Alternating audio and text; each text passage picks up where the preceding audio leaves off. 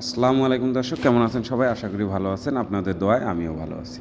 তো আজকে যে বিষয়টা সেটা হচ্ছে, আমি এক জায়গায় যাইতেছিলাম ঘোরার জন্য, এবং যাওয়ার পরে একটা প্রবাসীর সাথে দেখা হয়ে গেল। তার কথাগুলো শুনে এতটাই খারাপ লাগলো বা এতটাই কষ্ট লাগলো যে কথাগুলো আপনাদের মাঝে তুলে ধরার চেষ্টা করতেছি। কারণ কথাগুলো হয়তো বা অনেকজনের ভালো লাগবে, অনেকজনের খারাপ লাগবে। যারা হয়তো প্রবাসের টাকা দিয়ে ভোগ বিলাসিতা করে বেড়াইতেছেন তাদের জন্য হয়তো বা খারাপ লাগবে।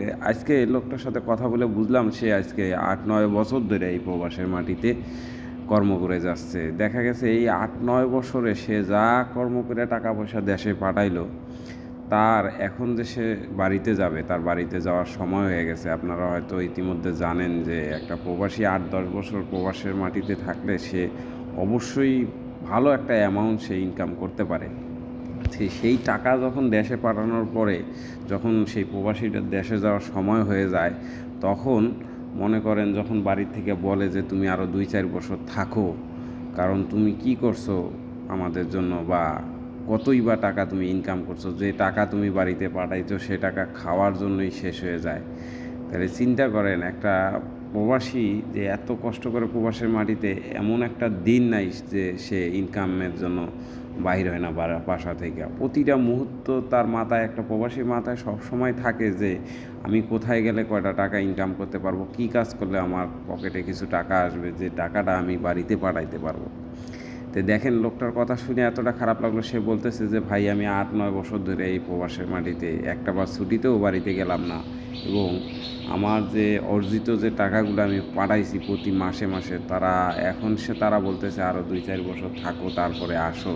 যে তুমি যে টাকাগুলো দিছো, এই টাকা কি এমন টাকাটা দিছো, যে টাকা দিছো তোমার সেই টাকা দিয়ে তোমার ফ্যামিলির খরচই তো, বাজারই তো চলে না। আরে ভাই, এই যে প্রবাসীদের টাকা দিয়ে আপনারা ভোগ বিলাসিতা করে বেড়াচ্ছেন, যে জীবনে চিন্তা করেন নাই যে একটা বাইসাইকেল চালাবেন, সেই লোক আপনি একটা বাইক নিয়ে ঘুরতেছেন। অথচ একটা একটা জিনিস চিন্তা করেন, একটা ফ্যামিলিতে যদি ৪ জন লোক থাকে, ৪ জনের হাতেই ৪টা ফোন থাকে। সে ৪টা ফোনের দাম যদি ১০,০০০ টাকা করেও হয়, ৪০,০০০ টাকা, আমি সর্বনিম্ন ফোনের দামটা বললাম। এখন ১০,০০০ টাকা দামের ফোন কেউ চালায় না। তাহলে একটা জিনিস ভাবেন, যে এই প্রবাসীর টাকা দিয়ে আপনি এত দামি দামি মোবাইল চালাইতেছেন, আর দেখা গেছে যে একটা বাইক নিয়ে ঘুরতেছেন, একটা ফুটানি, যে ফুটানিটা আপনি হয়তো জীবনে ইনকাম করে করতে পারতেন না, অথচ ওই প্রবাসীর টাকা দিয়ে আপনি করতেছেন। অথচ ওই লোকেরে আপনি বলতেছেন যে তুমি কি করছো আমাদের জন্য।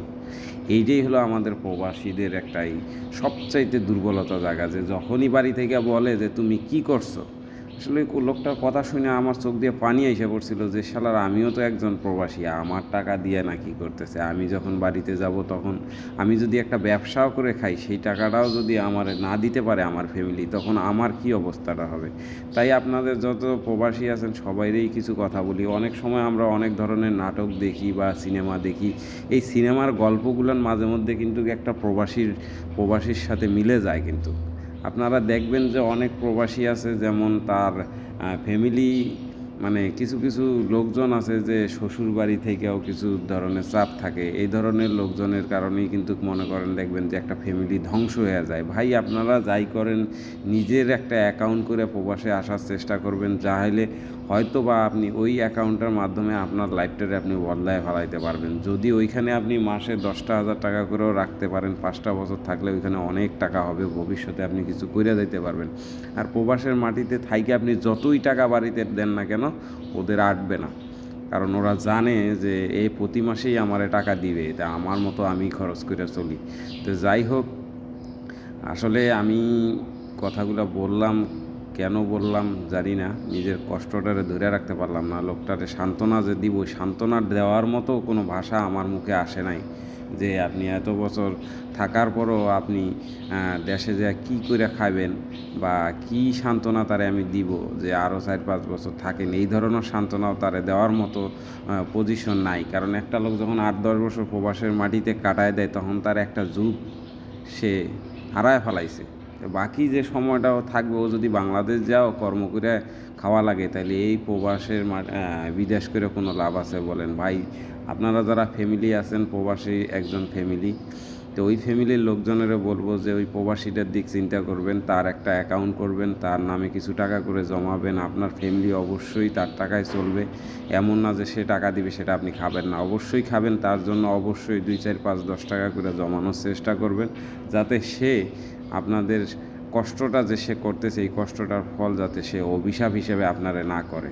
যদি একটা প্রবাসী আপনারে অভিশাপ করে এই প্রবাসীর অভিশাপ কিন্তু আপনি সহ্য করতে পারবেন না।